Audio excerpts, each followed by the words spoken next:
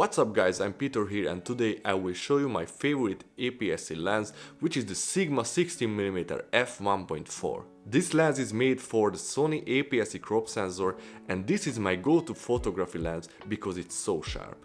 It's so much sharper than my other APS-C lenses. This lens has a very unique look with wide field of view and 1.4 aperture. I'm Peter and this is my room. And in this video I will show you my experience with this lens.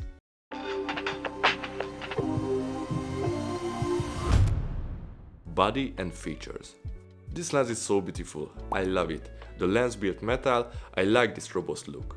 When you hold it in your hands, you can feel that great quality. The focus ring is the best I ever use. It's buttery smooth. I enjoy very much.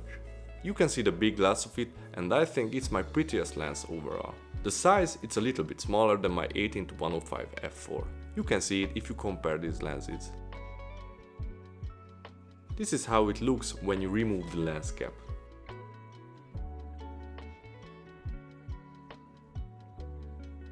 And this is how it looks from the bottom side. You can see that Sigma made a rubber gasket to protect the lens from water drops and moisture. With my a6400 camera it's so balanced. I think it's the best size lens for the a6000 series. Bokeh and aperture. That 1.4 aperture with wide field of view, this lens has a full frame-like image. When you use it, you can feel it instantly that this lens has something special. I used some other lenses before, but I didn't feel it. This f1.4 is so good, it's make your image so creamy.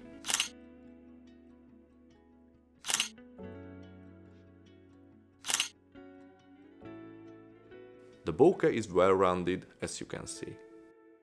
Because of the f1.4, you can shoot in low light and still get decent images.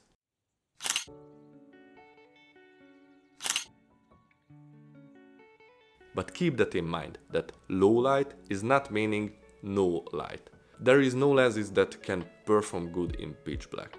I recommend you to thinking like that. When you're outside and the sun starts to go down, like blue hour, you can still make decent images. Because of the fast aperture, this lens is great for star photography too. You can use it for vlogging too. I think it's wide enough to vlog with it. I tell you a little tip for achieve more pleasing bokeh. With this lens, you can go very close to your subject. And when you do this, you can see the background starts to blur and melt off. The 16mm focal length. I think this focal length is very versatile. The 16mm is around 24mm in full frame, which is one of my favorite focal length. You can do so many kind of shots with it. Landscape, architecture, star photography. But you can use this lens for B-roll kind of stuff too. I think 50mm is very good to shoot B-roll too. But sometimes if you want to show a little bit more from the surroundings, it's a little bit limited.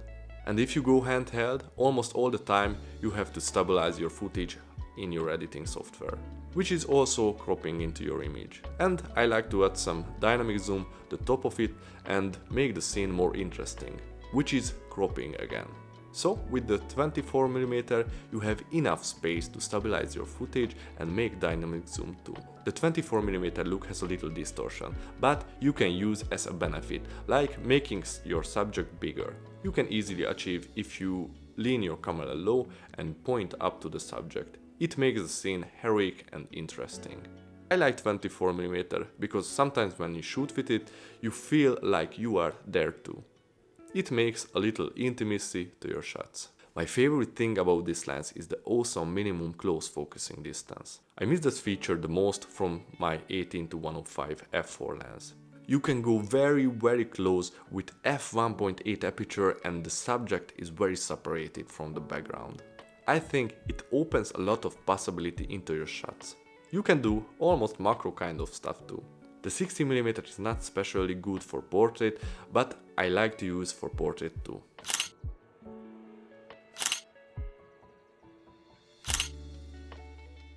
It's not the typical portrait look, but it's unique.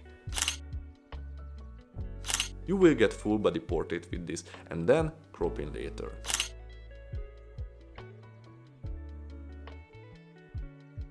But be careful with the distortion on people's faces. For composition, I like to keep my target on the center. I think with this you can achieve the best look. With 60mm sometimes I find it hard to make scenes interesting. But here is another tip. Try to adjust your shooting angle. I like to shoot from low angle and find some foreground. Then position your target in your center and leave some space for the background. With these tips you can achieve the Instagram famous look. Don't afraid that if your subject is smaller, if you do it correctly, it will pop.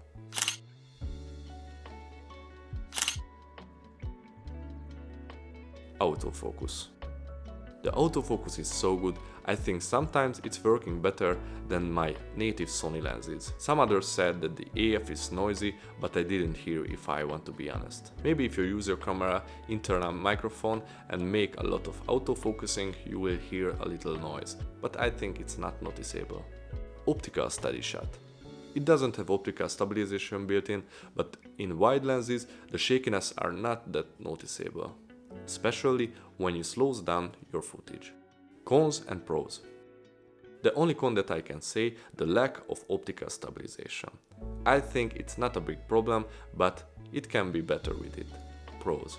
It's a versatile focal length. You can do wide shots and close-up too because of the great minimum close focusing distance. You can do pretty good macro kind of detail shots too. The f1.4 aperture is making good shallow depth of field. This lens is very good in low light. And last, this is my favorite B-roll lens. Peter Lindgren called it the B-roll king. Not this lens, but the 24mm full frame look. If you want to buy this lens, I have some links in the description below. What is your thoughts about this lens? Leave the comment below. If you like this video, please smack the like button and subscribe to my channel. It really helps me out. And thank you so much for watching, and see you guys in the next one. Peace!